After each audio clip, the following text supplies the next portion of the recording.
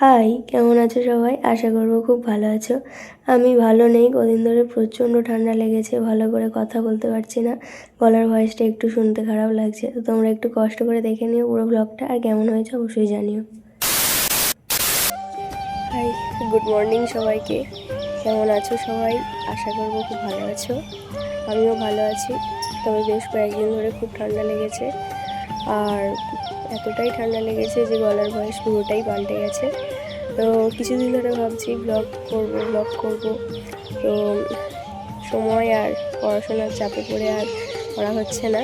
তো আজকে সুযোগটা পেয়েছি, আজকে হচ্ছে আমার মামাবাড়ির গৃহপ্রবেশ, তো সেখানে যাব, নিমন্ত্রণ করেছে। তো পুরো ব্লগটা তোমরা দেখতে থাকো, কেমন লাগে, আর লাস্টে অবশ্যই একটা লাইক কমেন্ট করে দিও।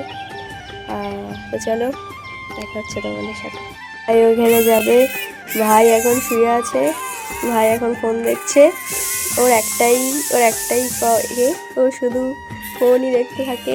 স্কুলেও যায়, তবে আজকের যাবে না, কারণ আজকের হচ্ছে স্কুল ছুটি নাই, কিন্তু আমরা হচ্ছে ঘুরতে যাবো বলে সেই কারণে আজকে ও যাবে না স্কুলে।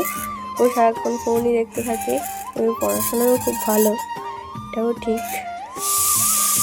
তো মাঝখানে আর কোনো ভিডিও নেওয়া হয়নি। তো মা এখানে আগে যাচ্ছে, আর এদিকে আছে দিদা আর কাকিমা সবার পিছনে পড়ে গেছে। আর বাবার বন্ধুর গাড়ি নিয়ে যাওয়ার কথা ছিল, তো বাবার বন্ধু ছিল না, সেই কারণে বাবাই গাড়ি চালাবে, গাড়ি চালিয়ে বাবাই নিয়ে যাবে। তো সবাই মিলে বেরিয়ে পড়েছি, কাকিমা ওদিকে আছে, দিদা আসছে, আর আমার মা এখানে দাঁড়িয়ে আছে। যাবো বলে সবাই রেডি, গাড়ির মধ্যে বসে পড়েছি।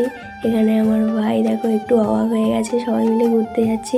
ওর তো আনন্দ ভীষণ, ও কোথাও গেলে সবার আগে ওই বেশি আনন্দিত হয়। তার কারণ হলো ছোটো মানুষ, আর সব থেকে বড়ো কথা হলো যে কোথাও যেতে পারে না। তো অনেক কষ্টের পর মামার বাড়িতে চলে এসেছি। এদিকে কাকিমা যাচ্ছে, আর এখানটায় এই জায়গাটা খাওয়ার জন্য করেছে। দেখো কি সুন্দর সাজিয়েছে বেশ ছোট্টর ওপর থেকে। আর এটা হলো আমার মামাদের ঘর। মামারা এখানে থাকতো না, মামার বাড়িতে, মামারা ভাড়া বাড়িতে থাকতো। এখন ওরা ঘরটা করে গৃহপ্রবেশ করছে, এই জায়গাটা খাওয়ার জন্য করেছে। আর এদিকে দিদারা দিচ্ছিল অঞ্জলি, আমাকেও বলছিল অঞ্জলি দিতে, কিন্তু আমি খেয়ে ফেলেছি, তাই অঞ্জলি দিতে পারিনি। আর পেটের মধ্যে এত জোর খিদে পেয়েছিল যে আলুর তোমার পোলাও দেখে লোভ সামলাতে পারিনি, বসে পড়েছি। আর এদিকে খাওয়া দাওয়া শেষ, এদিকে হোম হচ্ছিল। আর তারপরে সন্ধ্যাবেলা দিদিমা দিয়েছিল একটু প্রসাদ। ভাই এখানে ওর জন্য খাবার এনেছে, এই সে খাবার এনেছে।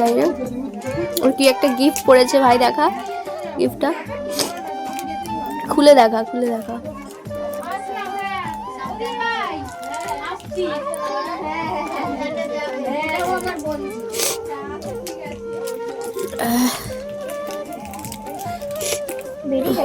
ও বাবল, ওটা ওর ভিতরে ছোট্ট মতো আছে একটা, তাই তো।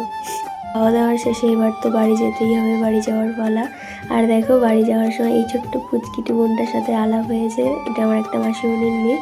আর ভাইয়ের হচ্ছে জুতো পরে পায়ে পড়েছিল ফোসকা, তার জন্য সে কান্নাকাটি শুরু করে দিয়েছে, ফোসকা পড়েছে। আর এখানে বাড়ি যাবো বলে সবাই এগিয়ে দিতে এসছে, সবাই চলে এসেছে, একটু মন খারাপ। বাড়ি আসতে না আসতে আমার খিদে পেয়ে গেছে, আর আমি চলে গেছিলাম রেস্টুরেন্ট, আর খাবার অর্ডার করে দিয়েছি। আর আমি এখানে খেতে থাকি, আর তোমরা যেতে যেতে আমাকে একটা লাইক কমেন্ট আর ইউটিউব থেকে সাবস্ক্রাইব করে দিও।